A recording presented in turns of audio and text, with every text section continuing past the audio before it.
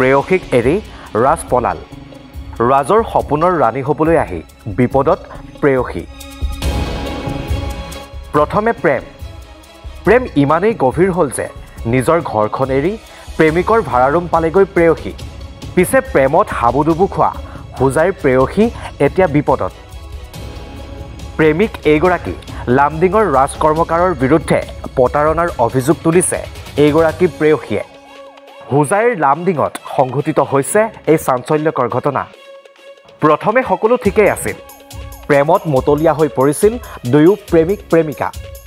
কিন্তু কথাতে কয় ভবা কথা নহয় সিদ্ধি বাটত আছে কণাবিধি ঠিক তেনেকুৱাই হ'ল দুয়োৰে সম্পৰ্কত প্ৰেমে আমোৱালে প্ৰেমিক এইগৰাকী ৰাজ কৰ্মকাৰক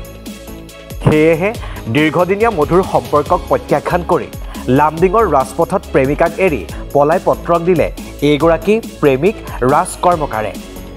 আনহাতে প্ৰেমিকা এইগৰাকী নাচুৰ বান্দা প্ৰেমিক ৰাজক লাগিবই সেয়েহে পুৱাই উপস্থিত হ'ল লামডিং আৰক্ষী চকীত দাখিল কৰিলে ৰাজৰ বিৰুদ্ধে প্ৰতাৰণাৰ অভিযোগত এজাহাৰ প্ৰেয়সীক এৰি ৰাজ পলাল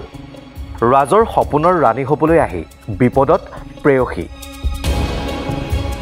প্ৰথমে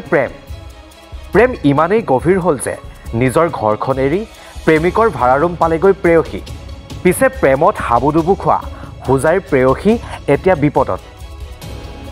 প্ৰেমিক এইগৰাকী লামডিঙৰ ৰাজ কৰ্মকাৰৰ বিৰুদ্ধে প্ৰতাৰণাৰ অভিযোগ তুলিছে এইগৰাকী প্ৰেয়সীয়ে হুজাইৰ লামডিঙত সংঘটিত হৈছে এই চাঞ্চল্যকৰ ঘটনা প্ৰথমে সকলো ঠিকেই আছিল প্ৰেমত মতলীয়া হৈ পৰিছিল দুয়ো প্ৰেমিকা কিন্তু কথাতে কয় ভবা কথা নহয় সিদ্ধি বাটত আছে কণাবিধি ঠিক তেনেকুৱাই হ'ল দুয়োৰে সম্পৰ্কত প্ৰেমে আমোৱালে প্ৰেমিক এইগৰাকী ৰাজ কৰ্মকাৰক সেয়েহে দীৰ্ঘদিনীয়া মধুৰ সম্পৰ্কক প্ৰত্যাখ্যান কৰি লামডিঙৰ ৰাজপথত প্ৰেমিকাক এৰি পলাই পত্ৰক দিলে এইগৰাকী প্ৰেমিক ৰাজ কৰ্মকাৰে আনহাতে প্ৰেমিকা এইগৰাকী নাচুৰ বান্দা প্ৰেমিক ৰাজক লাগিবই সেয়েহে পুৱাই উপস্থিত হ'ল লামডিং আৰক্ষী চকীত দাখিল কৰিলে ৰাজৰ বিৰুদ্ধে প্ৰতাৰণাৰ অভিযোগত এজাহাৰ